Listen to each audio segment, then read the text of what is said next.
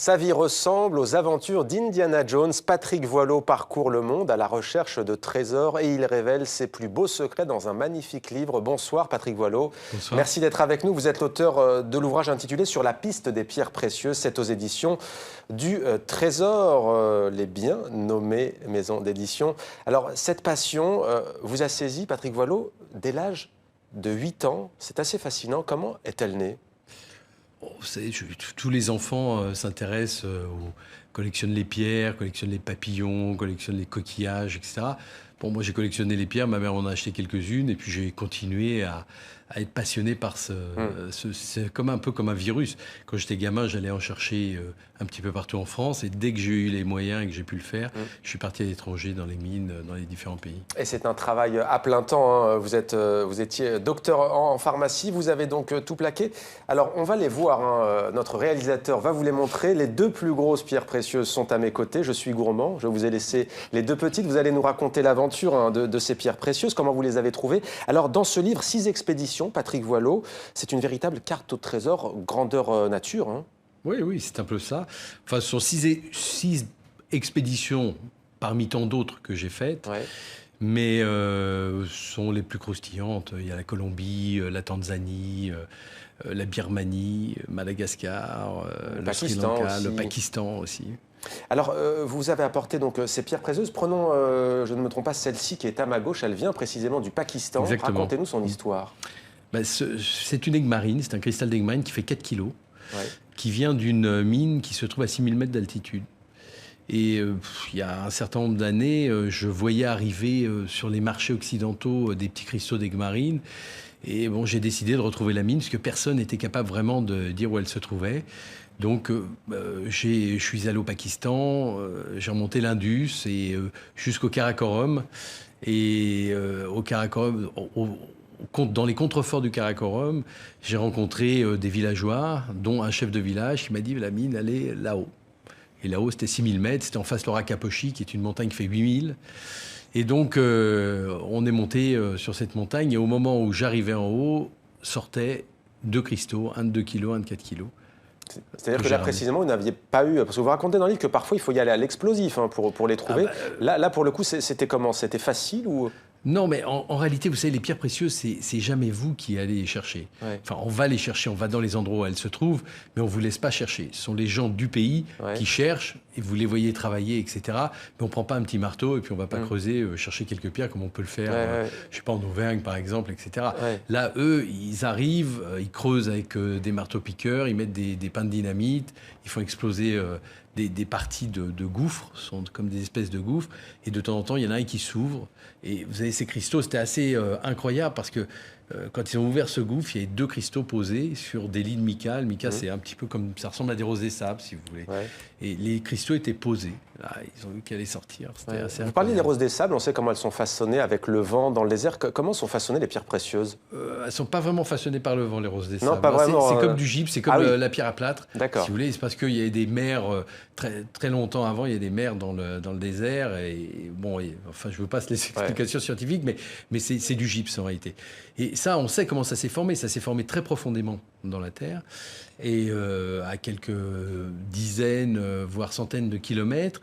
Et c'est remonté grâce à l'entrechoc des continents. Vous savez, on est sur des plaques qui flottent sur le magma, et les montagnes montent. Et en fin de compte, les pierres qui se sont formées très profondément montent progressivement, et avec l'érosion, on les retrouve en haut des montagnes. Vous nous en avez apporté 4 en tout. On a déjà connu l'histoire de celle venue du Pakistan.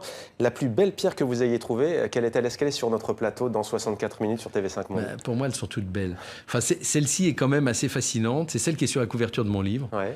Voilà, c'est une aigue-marine aussi qui vient du Pakistan, pas de la même mine que celle-ci, mais elle n'est pas du tout taillée, elle est complètement naturelle, on la trouve comme ça. Ouais. C'est-à-dire que quand on ouvre des failles et des choses comme ça, on trouve un cristal comme ça, c'est quand même assez hallucinant, parce qu'elle a un éclat tout à fait incroyable et une cristallisation particulière. Mais on a bien compris qu'on ne trouvait pas ça comme ça sur un chemin lambda, qu'il fallait quand même connaître les populations. Si, ça peut arriver. Mais détrompez-vous, de temps en temps, vous voyez, on parlait, voilà, ça c'est un rubis qui vient de Birmanie. Ouais. En Birmanie, à Mogok, il y a un certain nombre de personnes qui ont fait fortune en se baladant parce qu'il y a des alluvions qui descendent de la montagne et de temps en temps, il y a des éboulis avec les grandes pluies, de la mousson, etc. Et dans les éboulis, ils trouvent de temps en temps des rubis, des saphirs, etc. Ouais. Il y a... Enfin, ça tient à la fois de la légende et de la vérité. Il y a des gens qui ont vraiment fait fortune en trouvant un gros rubis sur leur chemin. Mais c'est la période des vacances, il faut toutefois faire attention. Celui-ci, par exemple, qui vient de Birmanie, si on le trouve avec une grande chance, est-ce qu'on peut l'emporter avec soi dans ses bagages, dans sa valise? Alors, normalement, en Birmanie, non. Il y a des pays où on peut sortir les pierres brutes. Mais notamment en Birmanie, on n'a pas le droit de sortir de pierres brutes. Il faut des autorisations spéciales, ce que j'ai eu pour sortir celui-là, par exemple. On a le droit de sortir que des pierres taillées et montées. Bon, tout ça, c'est fait pour protéger un petit peu les filières du pays, de façon à ce que les gens du pays, un certain nombre de métiers puissent fonctionner, comme les lapidaires qui taillent les pierres, les joailliers qui montent les pierres, etc. Et aussi parce qu'il y a parfois des trafics, des filières qui trafiquent autour des pierres précieuses. Il y a beaucoup de filières où les pierres sortent du pays sans passer du tout par le système gouvernemental, notamment en Birmanie. Il y a énormément, les plus beaux rubis de Birmanie sortent par la frontière de la Chine ou de la Thaïlande et vont jamais sur les grands marchés de l'Emporium, qui sont 2 grandes ventes annuelles en Birmanie. Bon, mais est-ce que c'est parfois source de conflit? C'était le sens de ma question. Source de conflit, non, pas vraiment. Si vous voulez, je vois ce dont vous voulez parler. Vous voulez parler éventuellement de le conflit qui s'appelait les diamants du sang, qui était en Afrique. Bon, ce conflit-là, si vous voulez, d'une manière générale, quand vous avez des envahisseurs qui rentrent dans un pays, ils prennent les endroits les plus riches des matières premières, c'est-à-dire les puits de pétrole, l'uranium, l'or. Et bien évidemment, en Afrique, il y a du diamant. En Centrafrique, aujourd'hui, par exemple, la question n'est pas réglée. Voilà, ils prennent les mines où on trouve du diamant parce que ce sont des matières qui permettent d'acheter des armes, de la nourriture, qui permettent de gérer la guerre. Vous savez, je dis souvent, on parle des diamants du sang et on a jeté un petit peu en disant sur le diamant. Mais vous prenez le Régent, qui est le plus beau diamant qu'on ait dans le trésor de France, qui nous reste. Bon, il a servi à monter les guerres de la Révolution, parce que Napoléon l'avait mis au clou chez les banquiers hollandais pour avoir de l'argent. Et ça a servi à faire la guerre aussi. Donc, alors, on a cité plusieurs pays. Celui qui est à ma droite, cette pierre précieuse vient de Colombie, d'Amérique du Sud. Quelques mots sur son histoire? Alors, son histoire, elle vient d'une mine qui s'appelle Cosquez. En réalité, en Colombie, au nord de Bogota, il y a ce qu'on appelle le triangle vert. Et ce triangle vert, ce sont 3 mines, Cosquez, Chivor et Muso.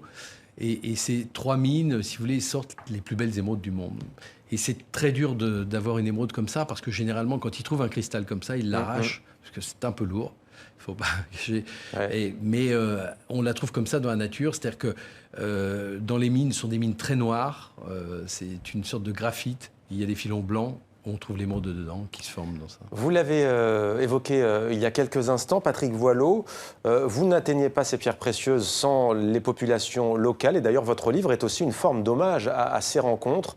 Quelle est celle qui vous a le plus marqué? Il y en a sans doute beaucoup, mais l'une de celles qui vous vient comme ça à l'esprit? Écoutez, les rencontres, certainement le Pakistan. Certainement le Pakistan, parce que ces gens, si vous voulez, ils ont des visages, ils sont très burinés, ils sont des montagnards, ils ont des chapeaux, ils ressemblent un petit peu... Puis dans l'actualité, le Pakistan, c'est souvent un pays... Voilà, on pense au terrorisme, etc. Violence, donc ils ont tous des têtes un petit peu de Ben Laden. Mais en réalité, ce sont des gens adorables, qui se mettent en 15 quand on s'intéresse un peu à eux, et qui... j'ai vraiment suivi le cheminement de cette mine. Et lorsque, si vous voulez, je suis allé la première fois, il y avait une vingtaine de mineurs. J'y suis retourné, il y en avait 300. Mais ils ont utilisé leur argent d'une manière tout à fait honorable. C'est-à-dire qu'ils ont construit des écoles, des dispensaires, des choses très intéressantes. Et ils sont très reconnaissants au fait que j'ai fait de la publicité autour de leur mine qui leur a permis de vendre ces pierres. Et ils me reçoivent toujours d'une manière extraordinaire. Ils sont adorables. Vous êtes donc un aventurier, je disais tout à l'heure, Indiana Jones. C'est une passion, les pierres précieuses, que vous avez, mais qui est mondiale. Tout le monde n'a peut-être pas l'occasion de s'y frotter. Mondiale, mais aussi historique. Pourquoi cette fascination, selon vous? Sur les pierres précieuses? Mais parce que la pierre, elle nous a tout donné. C'est-à-dire, elle a tout donné à l'homme. Quand l'homme est devenu homme, si vous voulez, il n'avait rien pour se défendre. Il n'avait plus de griffes, plus de dents, plus rien. Donc, qu'est-ce qu'il a fait? Il a ramassé un caillou, il l'a balancé sur un animal. Après, il a taillé ce caillou, il en a fait des haches, mais en le taillant, il a trouvé le feu. Donc, en fin de compte, la pierre nous a tout donné. Ça a fasciné les gens de génération en génération. Si vous regardez les grands souverains du Moyen-Âge, même jusqu'à aujourd'hui, la reine d'Angleterre, qu'est-ce qu'ils ont sur leur couronne? Ils ont un rubis de vent qui représente le sang du Christ. Ils avaient des grosses pierres qui imprimaient quelque chose sur le peuple.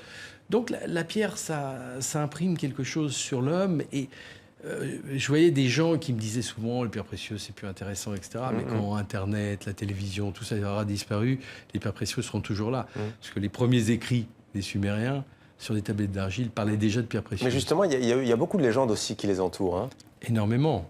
Énormément. Ça fascine toujours les gens parce que ce sont des espèces de petits morceaux d'éternité qui sont vraiment fascinantes par leur couleur, par leur éclat. Il y a énormément de légendes, de malédictions sur des diamants, comme le Koh-i-Noor. Même la reine Victoria a marqué dans son testament que c'était une pierre maudite et qu'il fallait que surtout pas les hommes la portent et qu'elle sortirait jamais du trésor d'Angleterre. Ouais. Si vous deviez nous raconter une anecdote, on parlait tout à l'heure, vous avez fait un bel hommage notamment aux Pakistanais que vous avez rencontrés. Une anecdote comme ça qui vous vient à l'esprit, quelque chose d'assez atypique auquel que vous ne vous attendiez pas, qu'est-ce que ce serait autour de ces pierres précieuses? Si vous voulez, on rencontre souvent beaucoup de gens. Vous savez, bon, je suis pharmacien aussi, et j'étais très cartésien avant de faire tous ces voyages. Scientifique, rigoureux, et je le suis toujours. J'enseigne toujours à la faculté de pharmacie, la minéralogie, tout ça. Mais d'un autre côté, si vous voulez, j'ai rencontré par exemple en Indonésie des chamans qui purifient des villages avec des gros diamants. Et je vous assure que c'est fascinant et on voit des choses complètement incroyables. Pour parler des diamants et de l'Indonésie, vous voyez des imams qui implantent des diamants sous la peau et qui les font migrer. Ce sont des choses qui sortent un petit peu du réel et du cartésien. Ça touche aussi des domaines de la religion et des domaines. Absolument. Merci beaucoup Patrick Voileau d'avoir répondu à nos questions sur la piste des pierres précieuses, édition du Trésor. Merci beaucoup d'être venu sur ce plateau. On va vous laisser repartir avec vos pierres précieuses, même si on a bien envie de les garder. Merci à vous. Je vous en prie.